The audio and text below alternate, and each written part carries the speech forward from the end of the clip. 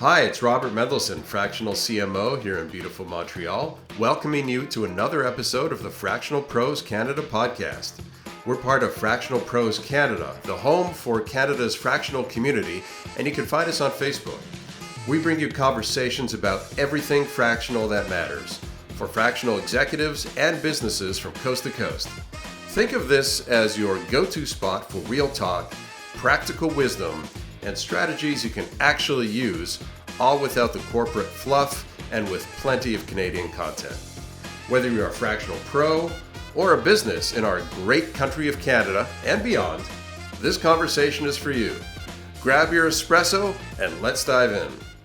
Welcome to the Fractional Pros Canada podcast. I'm your host and fractional CMO, Robert Mendelson, here in beautiful Montreal. Joining us today, just down the street in Toronto, is Edgar Baum, an expert who operates at the critical intersection of market demand, finance, and valuation. Edgar helps business leaders understand what their companies are really worth and how to maximize that value.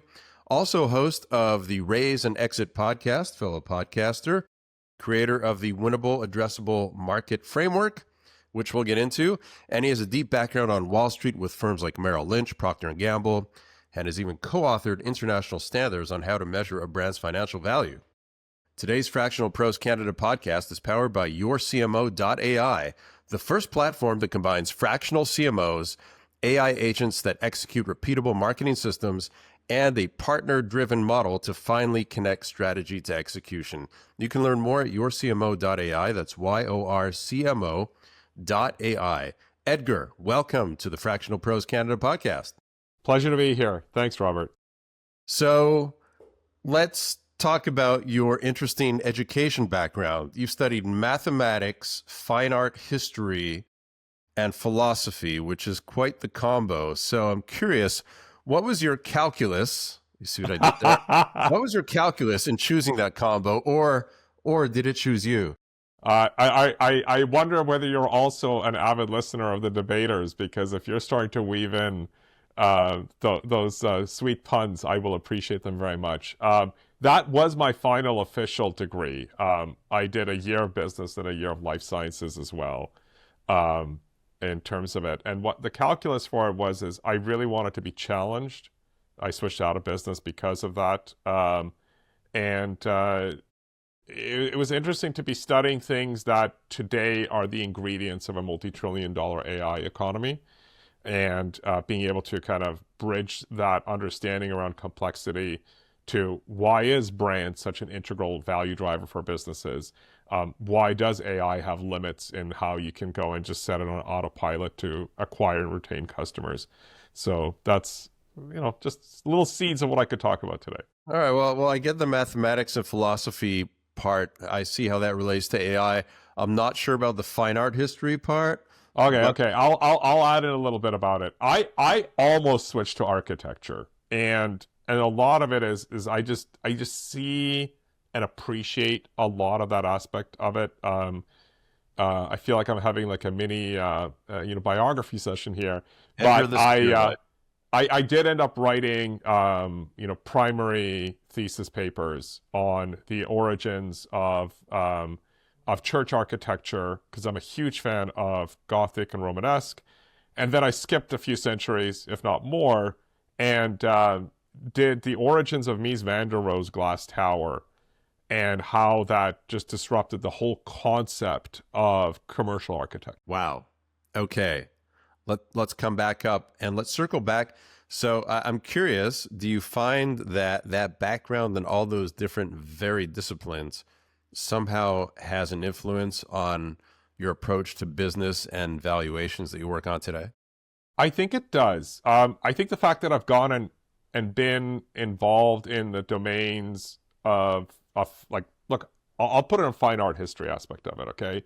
I think a big piece that I found fascinating, both while studying it and then having to go back and refer to it because of what I've gone and learned in my business exposure, is around how much the same kind of concepts and motivations and drivers that we today attribute to brand actually existed in the domains of art and art-inspired commerce over the past millennia. Like I look at the fact that Greek pottery, as an example, became very distinctive and sought after because one city went and figured out a certain style that everybody else wanted to.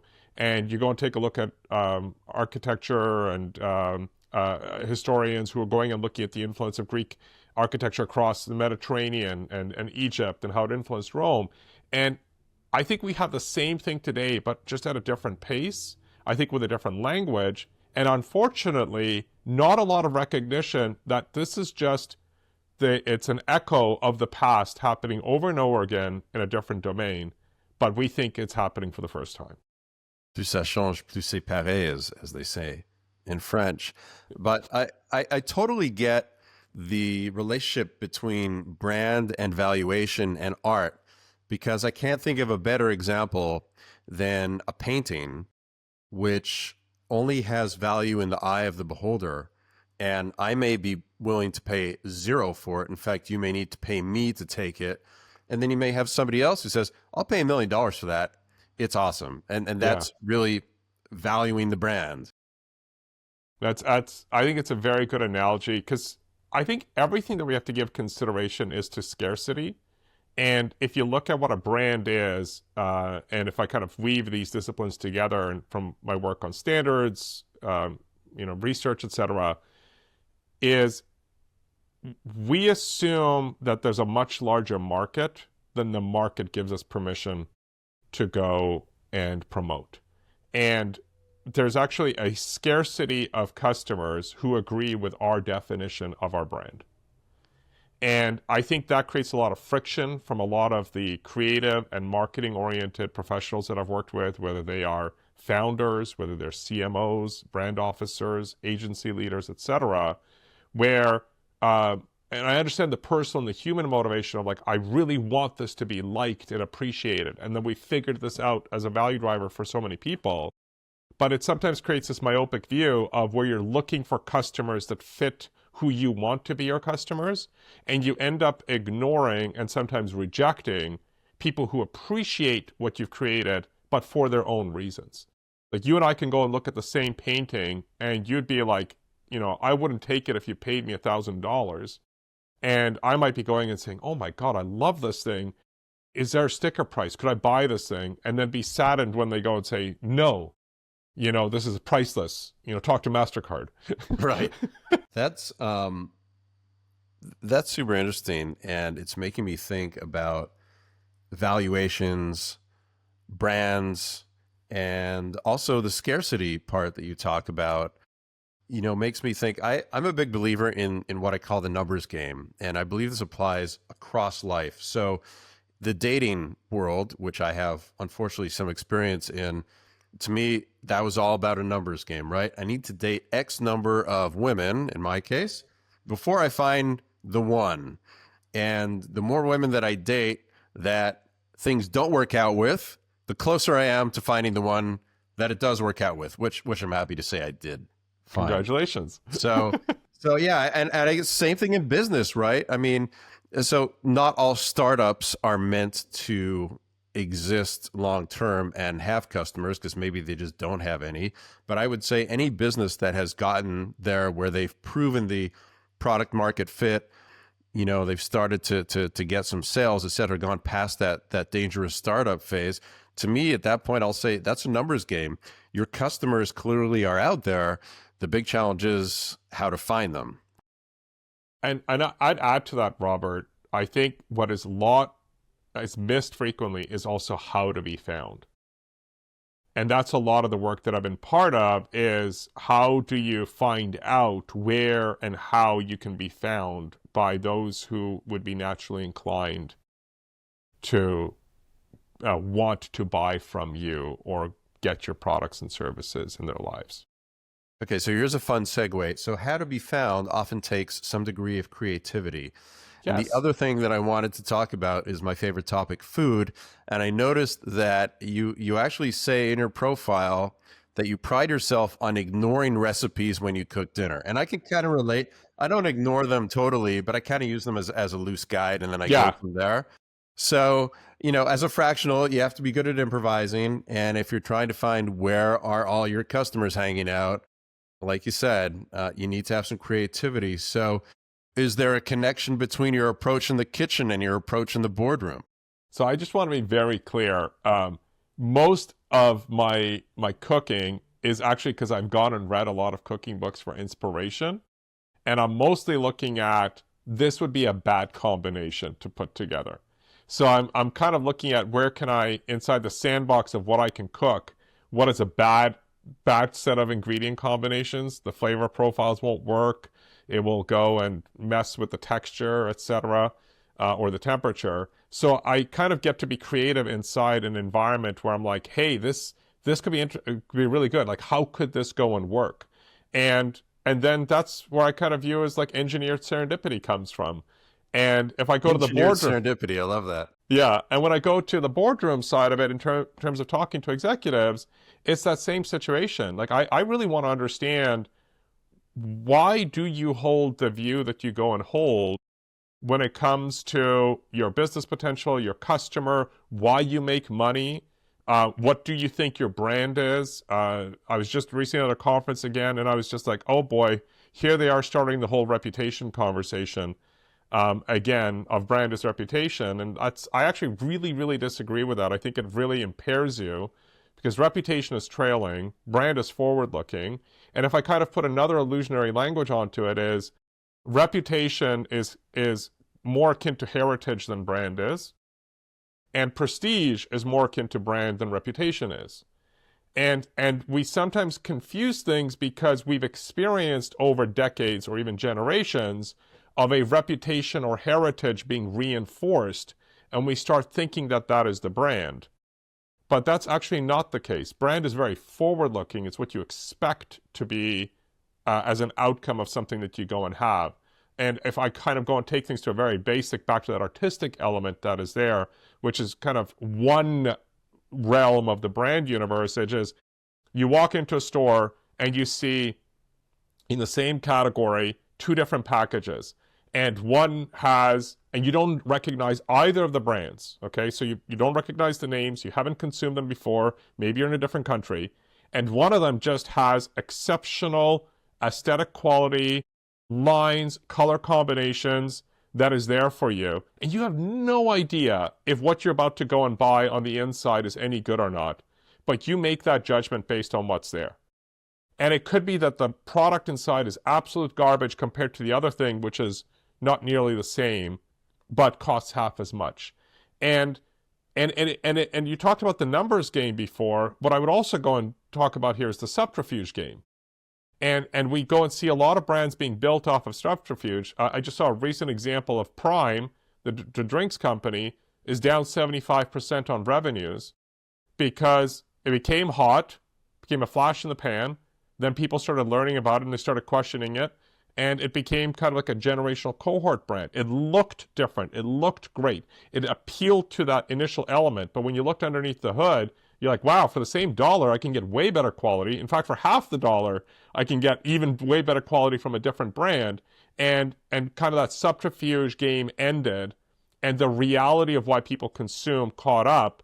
And I think that's what goes back to, you got to be able to back up in reality the experience that you're trying to exhibit through the brand and the message. My favorite example of branding is sugar water, otherwise known as cola, right? You look at what the ingredients are of this thing. It's bubbly water and some sugar or artificial sweetener, some coloring. That's it. Pretty basic stuff. And why do we grab Coke versus Pepsi versus all the others? It's all about the brand, to the point where I go and I might grab the President's Choice cola one day because the others aren't around, and I'll taste it and it won't be familiar to me, but because of the brand, it'll say to me, well, it costs less, so it doesn't taste as good. But in fact, it tastes just fine. I'm just not used to it. It's a whole brand thing. It's all in the head. It's amazing what the power of the brand is, and monetizing that, and playing, and the branding magic is endlessly fascinating.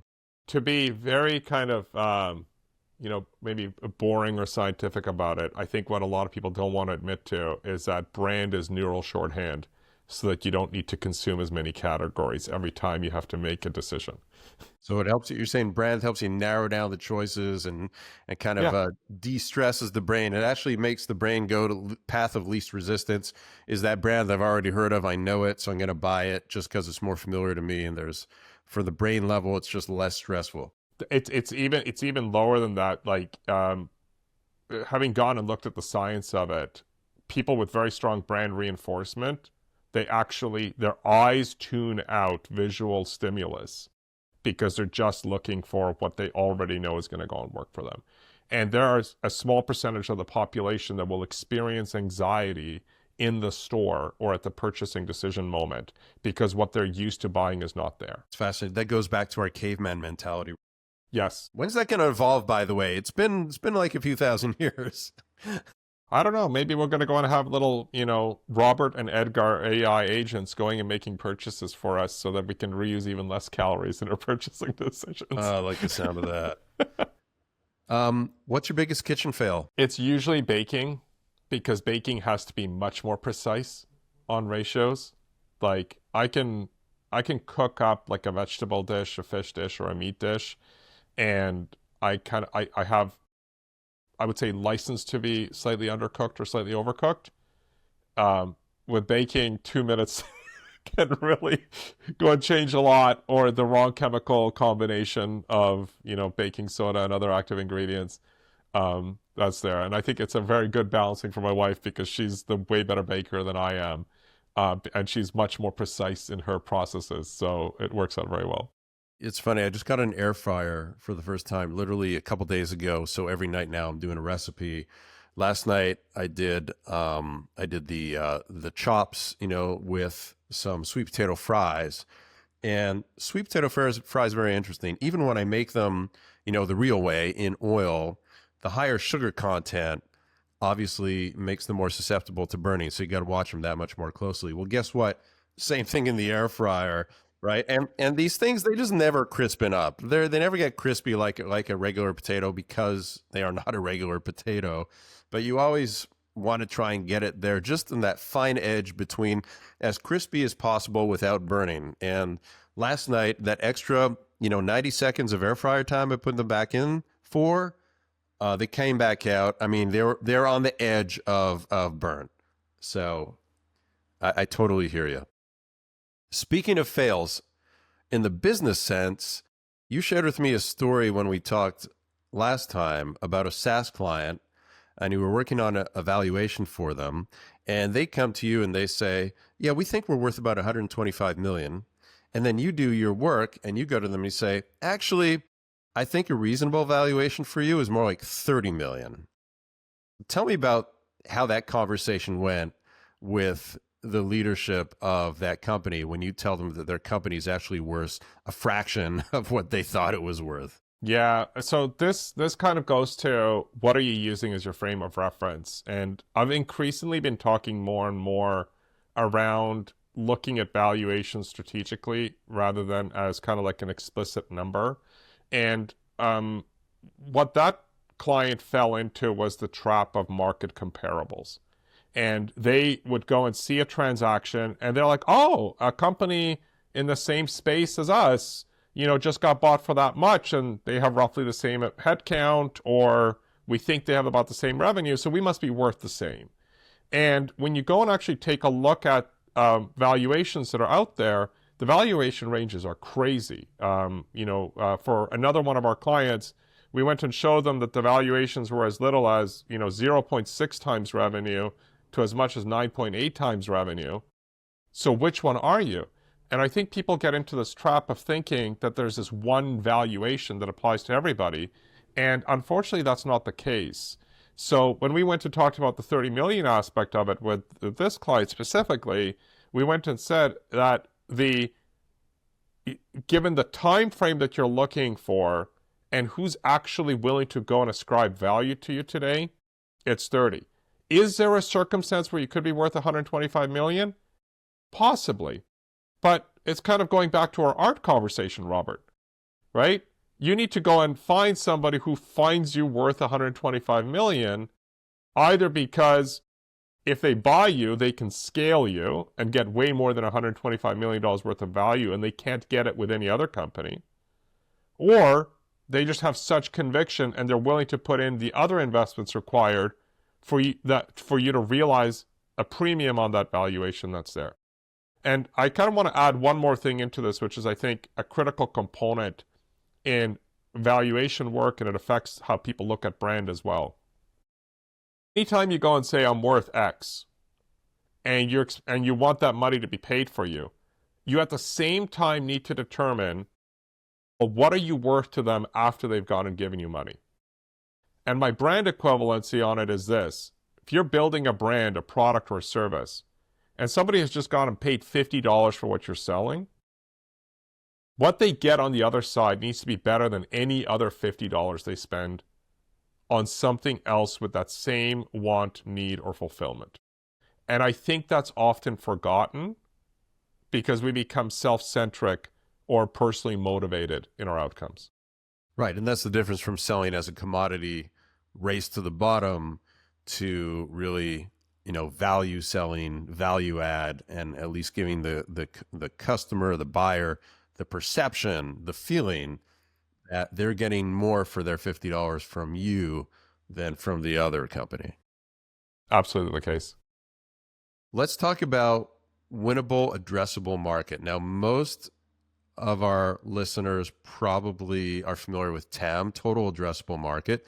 You have something that you call winnable addressable market. So tell us, how's that different? And how does that help companies get out of assumptions that they would typically have when they're identifying their highest value customers? Yeah, happy to dive into that. I think even total addressable market, or TAM, has a number of different estimates or ways of putting it together, right? I've gone and seen ridiculous stuff like, there's 40 million Canadians, and if we sell this thing for $100 each, that's a $4 billion TAM.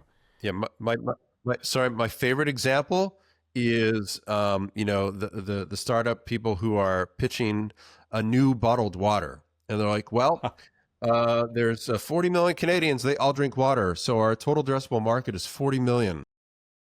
Yeah. And it's exactly that aspects of it. So you're looking at what you think the maximum spending is. Or you might go and say, I'm being a bit more responsible. I'm going to this industry analyst or this Wall Street report or this consortium, and they went and said that our TAM in this space is $3 billion. Well, what does that $3 billion mean? Well, that's a rough estimate of how much everybody is spending on all available options to them at a given time. And then people will say, well, yeah, I know that's not really what's going to happen. I'm going to go to my SAM, which is my serviceable addressable market. Well, I'm not selling in Nunavut right now, so I'm going to take that out. So that shrinks my TAM a little bit. Or, we don't have packaging in French yet, so we're going to go and take out Quebec and pockets of, Manitoba and BC and Alberta and Nova Scotia and New Brunswick, etc., and even Ontario. But that still doesn't necessarily go and do it. So you're like, okay, I'm going to be really responsible. I'm going to go to SOM, and I'm going to go to serviceable obtainable market, which is what we think we can go and get eventually as our revenue. Well, the problem with it is this, is that your serviceable obtainable market, who came up with that number? You did, or an expensive consultant. So what winnable addressable market is, and what we've gone and developed it is you actually go anonymously to the customer base, and with a high degree of quality control and rigor, you go and find out how people consume the category over time, what goes and shifts their motivations, and then you test your value proposition and or brand, depending on how ubiquitous your brand is in the marketplace or not, and find out how many of them would want to buy you or are buying you and would continue to buy you, and with what trade-off. Because for them to buy you, they're not spending that wallet dollar on somebody else. And what you end up getting is how much of that purchasing is cycling at any given time. And what we're seeing in pretty much across all B2B and B2C is that it's for any given brand, their value proposition or their brand recognition will get them to somewhere, and they'll still be successful, in the high single digits as a percentage of the population, to, if they're lucky, in the teens. The best we have ever seen across all of our clients was for a client of ours that 1/3 of the market wanted what they were selling. The problem was 1/20th of the market knew they existed. So you got to find offer brand fit with the demand customer want, right? And that's the difference that's there. It is one of the highest ROI investments that we've gone and seen our clients go and do, because it allows them to optimize inside their marketing budgets. So we've gone and seen companies with a under $1 million marketing budget spend into a winnable addressable market with a complex buyer base that cost them over $100,000, and they still went and got at least a 10x return because they now knew where to dedicate their marketing investment to drive revenue and demand for their offerings. 100% makes sense. Let's talk about CEOs who delegate their strategy. Now, this is a very contentious topic because as fractionals, as a fractional marketer, fractional CMO, I want a CEO to bring me in and help them develop the strategy. Now, is that delegating the strategy? What exactly do you mean by delegating the strategy? Yeah. So this is kind of building a bit on work that we did that really informed how we ourselves went to market. And it was a very sobering experience from a few years ago. We went anonymously to hundreds of executives across North America in numerous sectors. And what we went and learned was that only about 1 in 6 executives, including CEOs of companies, wanted to own the strategy that they went and developed. And this was really perplexing as we dug deeper into it and we kind of wrapped our head around it, is many people that become C-suite are usually exceptional executors. They've been able to outperform expectations because they've been able to execute more efficiently. And it gives the signal that, they should be able to go and develop the strategy that they execute on. But many of them are actually not very good at determining what they should be focusing on, but they're very good at optimizing against the requests or instructions, building together the teams that's there. And sometimes it's also a lack of experience or lack of trust. So they think that a third party can develop a strategy for them. And they'll be like, I can execute against a good strategy and make it look like that is the case. And if you look at what a CEO's job in the marketplace really has become today is keep the company solvent, represent the company at a large scale, and increasingly build a team that can sustain and grow the business, not necessarily set the strategy that the business is growing against. So it's this mix of skill sets that's there. So out of that, the market test that we went and did, going and learning that 5 and 6 executives are just really, really good at executing against strategy, but not necessarily developing it. And I think when you go and have a fractional role to come in, I think that's the number one thing that you got to go and figure out is why are they delegating the strategy? Is it because if they like it and they think they can execute it, it's just going to go and work really, really well? Or is it that they want a collaborative effort and they want to lead the definition and they want to know how that strategy can be executed through the marketing function? Yeah, and there's a little bit in there, the conversation of visionary versus integrator, right? Integrator being stronger in operations, visionary being stronger on strategic vision. Yeah. And it sounds like you're saying a lot of CEOs from what you've seen, the successful ones tend to be stronger integrators than visionaries. And that's why they are not the best people necessarily to develop the strategy and would bring in somebody like me or you or somebody or some other fractional to help them develop the strategy.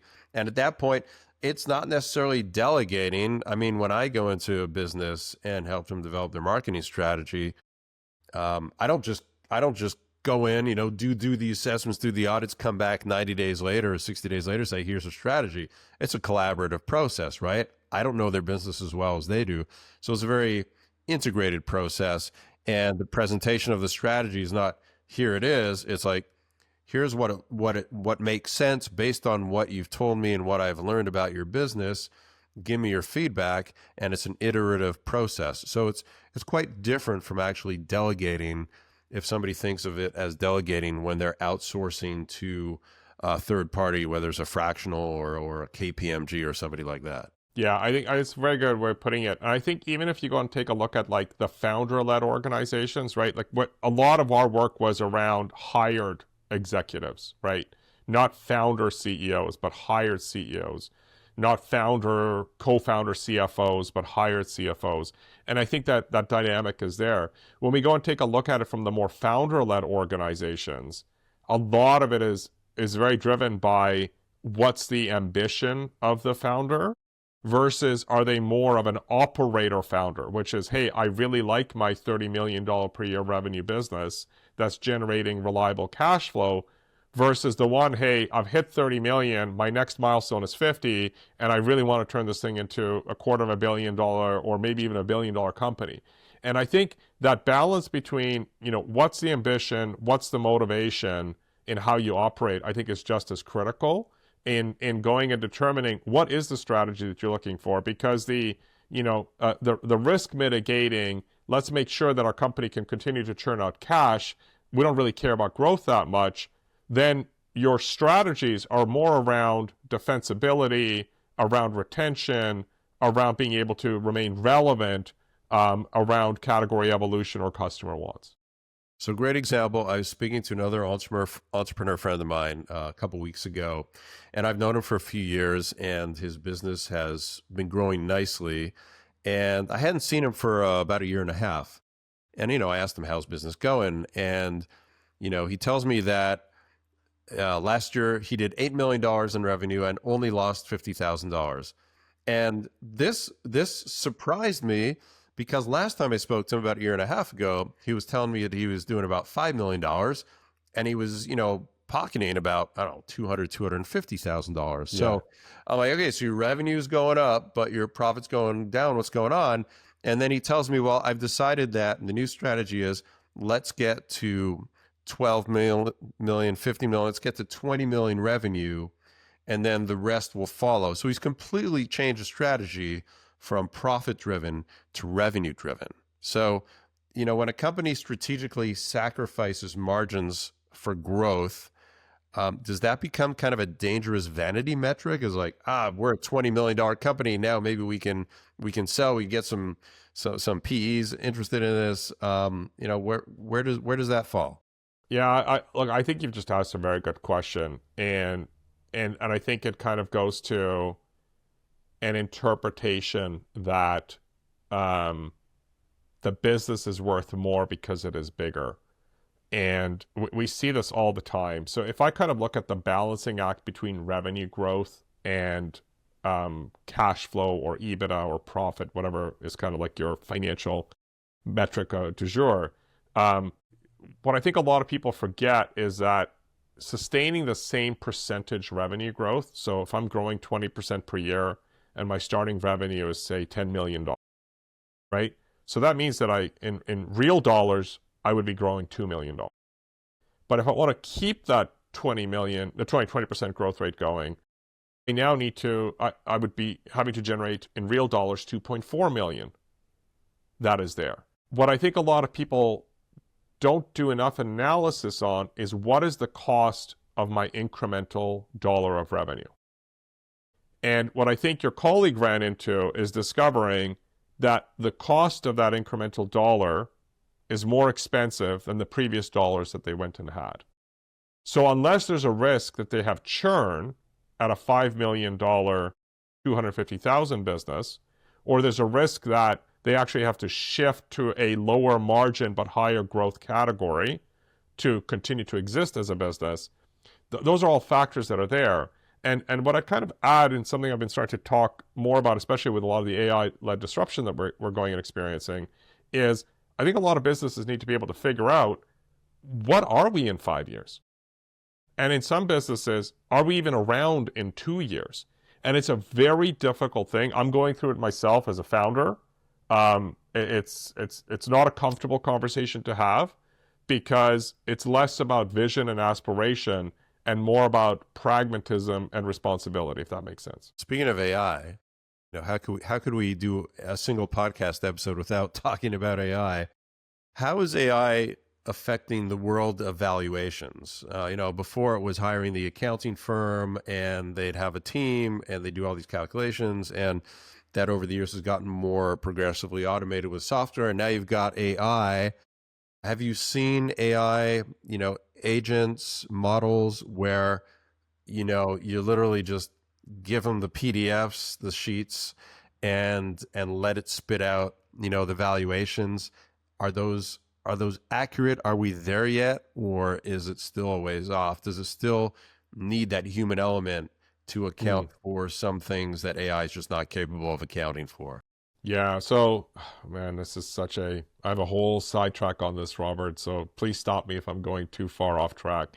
But I kind of want to go and address a couple of things around AI. I think what has become AI as a term the past few years has, due to a lot of individuals and organizations' self-interest and existential self-interest, absorbed what was not called AI more than 5 years ago. Machine learning, automation, automating data integration, etc. historically was not called AI. But now it's just kind of all rolled in to it. And I frankly feel it's better to call it automated intelligence rather than artificial intelligence, because a lot of it is not very intelligent, right? And then the other aspect that I would kind of go and put is that I think is important to look at AI is the axis of deterministic versus probabilistic.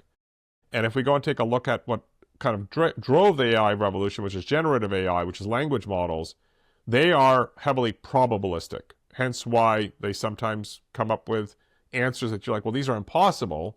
But if you go and have a sequence of probabilities, it's probable that you could go and say things this way because of prior data that they refer to. And then there's more deterministic AI, which is the domain of machine learning, automation algorithms, constraint algorithms, et cetera, that is there. And we just kind of collapsed them all together. And I don't think enough people either have the domain knowledge or stop for a moment and think about what the hell am I talking about when I'm saying the word AI right now in this moment. So I want to put that as a context, because when I go to the valuation side, Gen AI absolutely fails on valuation.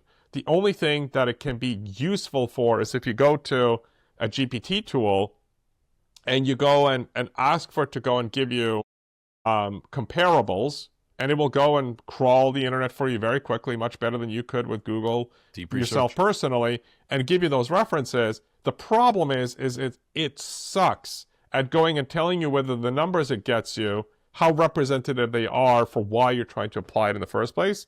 And there's a stupid amount of vaporware that is out there around this. And this is not just something that affects valuation. It goes and affects AI usage for developing personas or profiles for marketing or sales or channel planning, etc.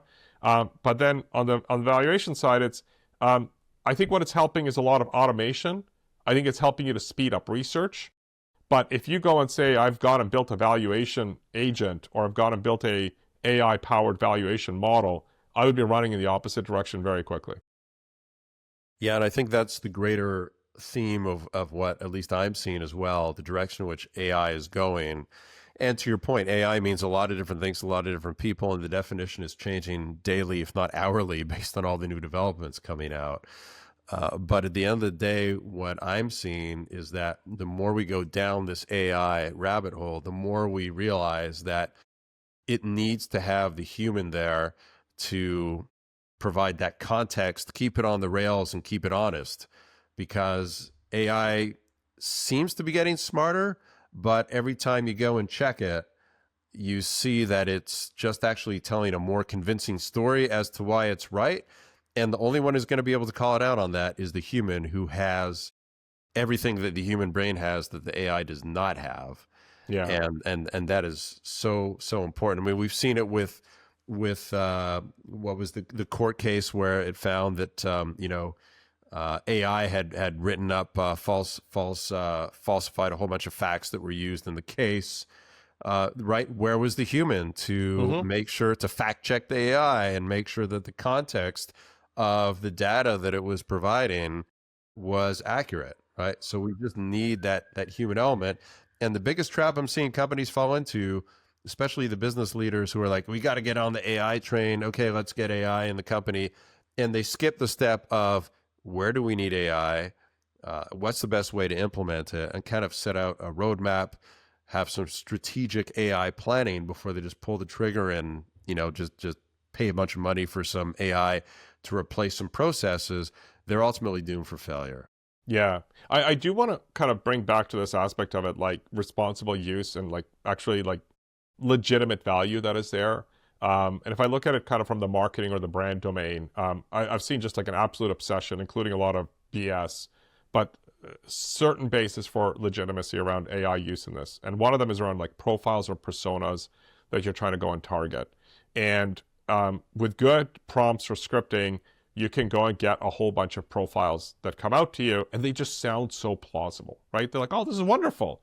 And I think from what I'm seeing from a lot of claims and a lot of productized software or subscription services against this, is the big failure is that they're not going and challenging the composition of it. So I do that work because my educational background, my R&D background when I started my company was in AI.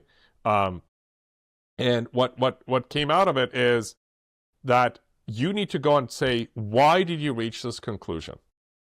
So you just gave me, say, 3 personas for going and buying shampoo.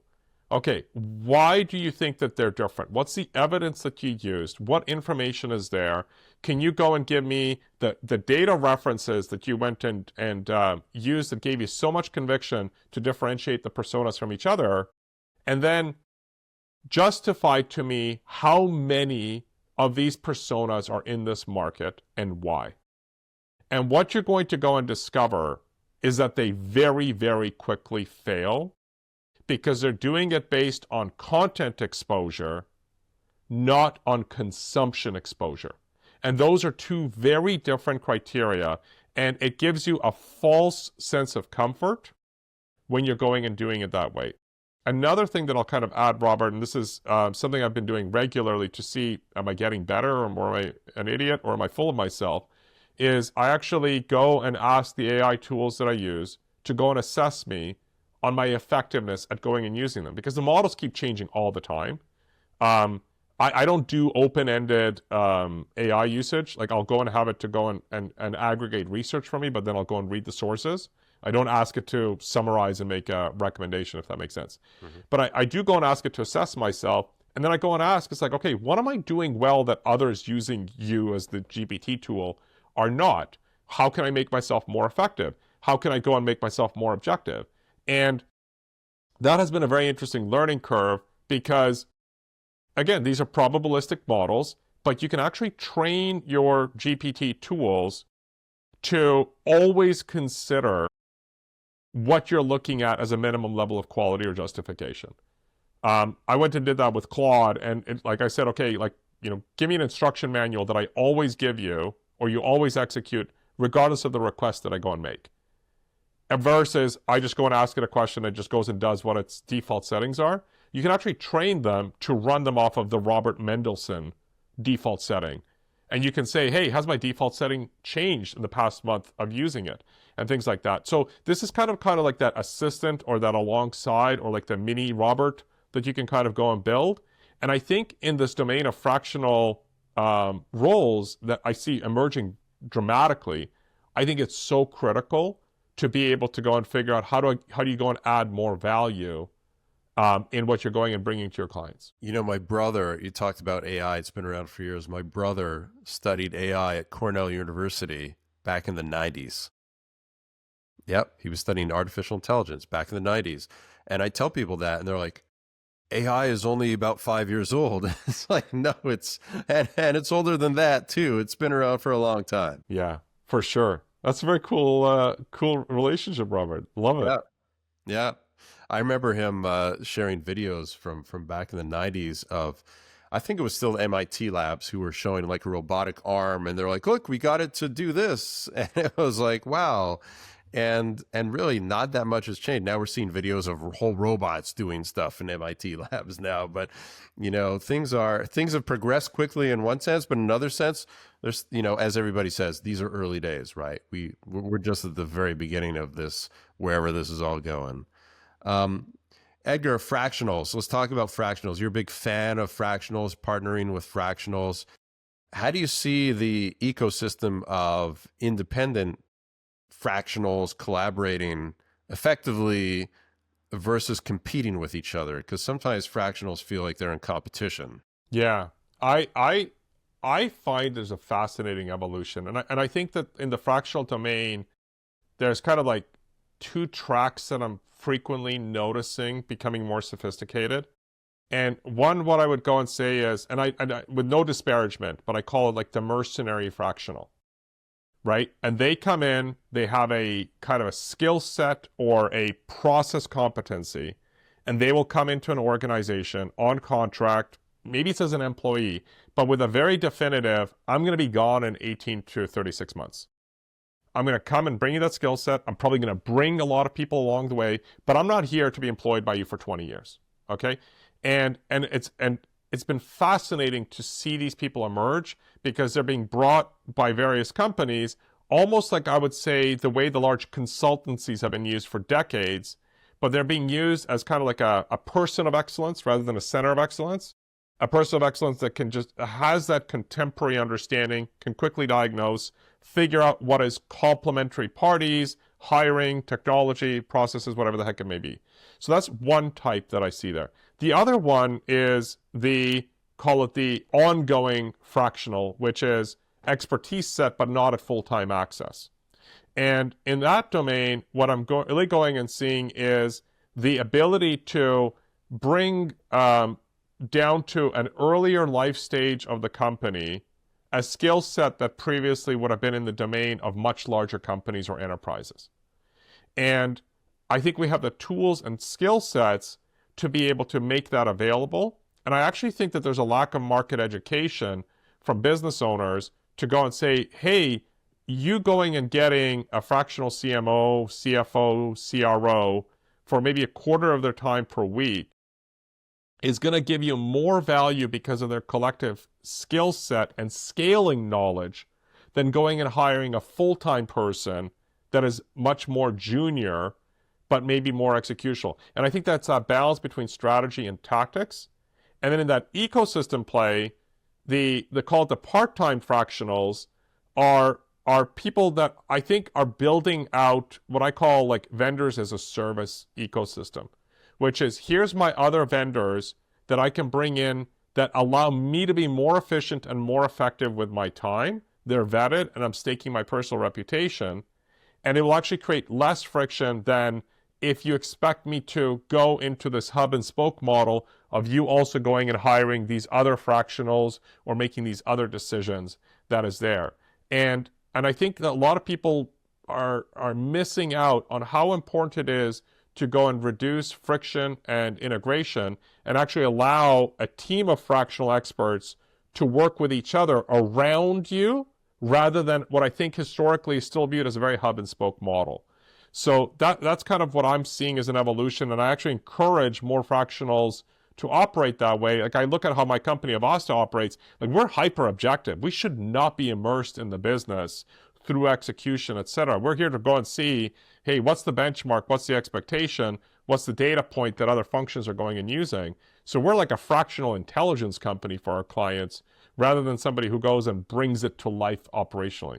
So that's kind of what I'd add to that narrative here. Yeah, I think it's a great point. That's one of the points that a lot of companies don't understand exactly what the value proposition of a fractional is. And you made a great point where a fractional who has experience in a company that could be several magnitudes bigger than your company is now available to you to come in and work with you, even though you're that much smaller, and you're getting this incredible experience from somebody who's, been on the other side, so to speak, at those huge companies to come in and bring in that view, that lens of, okay, where you're at now. They understand the scaling. They understand, from experience where those big companies are, how they got there, and can now share that experience with you, smaller company, and help you get there. And that is such a huge, advantage that, like you said, you wouldn't necessarily get if you were hiring somebody. If you're a smaller company, you have a smaller budget for a C-suite executive, you're not going to typically get somebody who has that level of experience because you just can't afford them. Well, with a fractional model, now you can.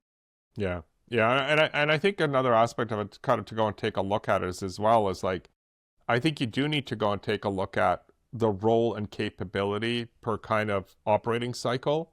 I think a lot of people go and say, well, I don't need all of that information, knowledge, or skill set from that person because that's not where I'm at as a business right now. But that's actually not necessarily the case. Like, you're going through various inflection points, and who you're bringing in should be able to give you guidance on what the implications are of you getting to that next stage. Like, I work with a lot of fractional CFOs, and what I find is really, really fascinating is kind of how they orient themselves to their clients, and they're like, why am I here?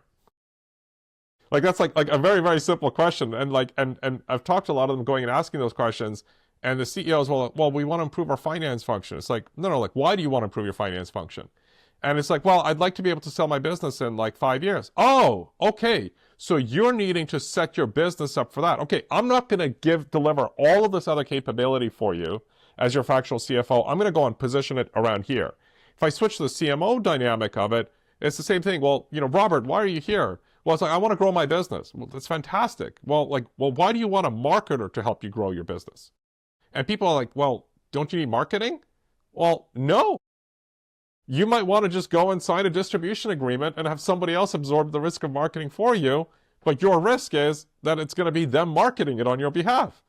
Or you can go and bring us in as the fractional CMO, and we'll help you figure out what that next stage is. And I don't think enough people are asking, why are we here right now?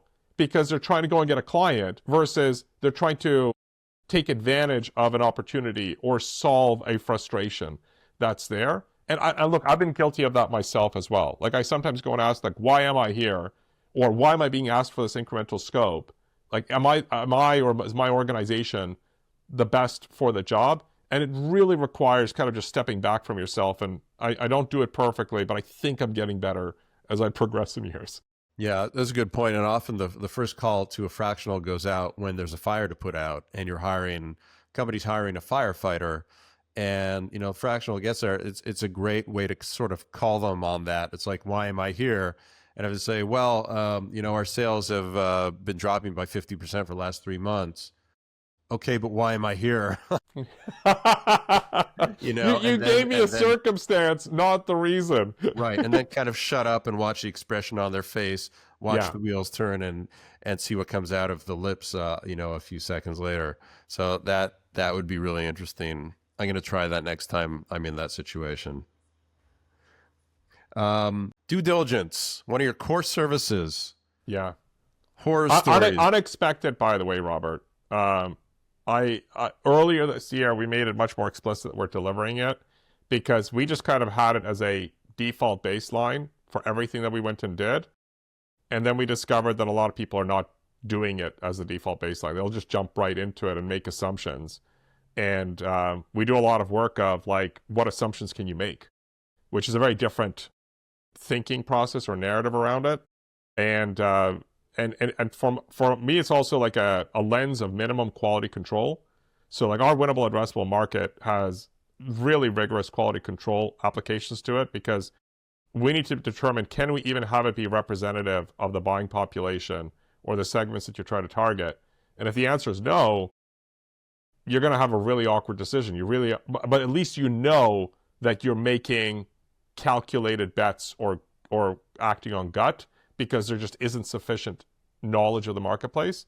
And in our strategic valuation side, it's the same challenge and dilemma that we're going and seeing with a lot of organizations, which is like, look, like, if you can pass our due diligence as a company, you will probably pass the due diligence of any investor or acquirer, because you should not be failing due diligence after you are in the exclusivity period.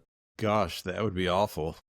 But we've done a lot of cleanup work where we've had clients fail in due diligence because they gave a good story, but they couldn't back it up with their data. So tell us, your favorite horror story of, a client you were working with and you were doing the due diligence on an acquisition target, right? A company they're about to buy, spend a bunch of money on. They thought it was a great deal. You're going through the DD and then you discover, wow. Yeah. So I'll give you an example where we weren't brought in for the purposes of like due diligence. It was two companies essentially being forced to merge by a common acquirer. And the thing that we went and took a look at it, we're like, okay, like we can understand in a very macro sense why you could go and say they're in the same space. They're targeting the same type of businesses. But what was the real shock for us when we looked underneath the hood, and we asked questions that they thought were not necessary for winnable addressable market, which is we asked, okay, what's your overlapping customers and what's your overlapping buyers inside those customers? And what we went and learned is that there was, out of their thousands and thousands of customers that they went and had, they didn't have very many that overlapped. And then, regardless of the overlap, you went to discover that the types of people who bought one product were not in the CRM of the other company for who bought that product. And what we went to learn was the assumption was, well, if we combine them, those companies are spending more money on a total basis for the two of them. So it's just going to go up the ladder to a VP or an SVP or a C-suite to go make that purchasing decision. And it was one of the, I would say, most dangerous assumptions to go and make, because when we went and did our work, we went and discovered that practically none of the customer and prospect base for either company's offering ever viewed them as business critical. And that was very, very sobering. And we did go and identify under what circumstance people would be more likely to use the joint offering, but that required product development investment. And thankfully, the client acted on it immediately and within 9 months reversed what would have been a 20% impairment on their valuation. So hopefully that gives you some context. That's good. And you hear those stories, and I was like, it just sounds so basic. Yet that's what often it takes an outside fractional to come in and see beyond that euphoria of, well, our EBITDA is great. We're gonna make this acquisition. It's gonna double our business overnight. Everything's beautiful, and that euphoria sometimes just cancels out, what would otherwise be common sense. You promise to deliver at least 10x the value of your fees. So for a business owner who's listening, what's the first step you think they can take to start thinking like a strategic acquirer and begin maximizing the value of their company to get to that 10x? I think the number one thing is anytime you're bringing in a third party, are you somebody who's actually willing to execute on their expertise, because their expertise in that domain is greater than your own?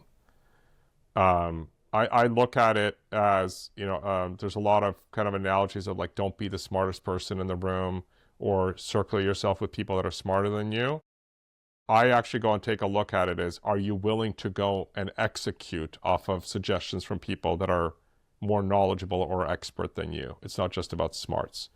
And you as a professional, or myself as a professional, or a company, we are being hired to be the smartest in the room against that topic. What we are constantly trying to excel at is also being able to be laterally smart to everybody else that's working with the client, not just against our domain expertise. You're making me think of a story that was in the news here in Quebec just a few months ago, and it was about building another bridge for Quebec City. And the government has spent, as usual, so much money, and they went and they hired a firm to do a study to see if it made sense to build another bridge. Study comes back and says, no, it doesn't. And the government says, yeah, well, we think it's necessary anyway, so we're going to go and build it. And it's that kind of mentality, right? When a business brings in a a consulting firm or whatever it is, a Yeah. professional, a fractional, you give them the best advice based on the data, and the C-suite, the CEO, the founder says, well, actually, I know better. You're wrong. Thank you very much. And we're not going to listen to you. I think that's actually a really understated question to be going and asking people. And it's something I struggle with regularly and kind of how I operate in the balancing act of the business versus why we exist, which is, are you actually somebody who's willing to take an action or take no action as a result of what we've gone and found out? Because I am very hesitant to accept a client engagement where they go and say as well, I believe X, can you demonstrate that it's true? And I'm like, at that point, go to firms that are just going to go and, sweeten you up or make you look pretty or whatever the heck you want to kind of go and call it. Like, you shouldn't be coming to us unless you want to kind of get the real raw foundational feedback. And as we shared earlier on this call, the majority of the marketplace doesn't want objective information for what they develop a strategy. Tell me what I want to hear. Exactly. It's interesting. I have a fractional colleague, and at the beginning of every engagement, he has a meeting in person with the company, and he says, get all the decision makers in the room. And among other things, one of the things he's doing is he's vetting right then and there, and he's saying, okay, we have all the decision makers in the room.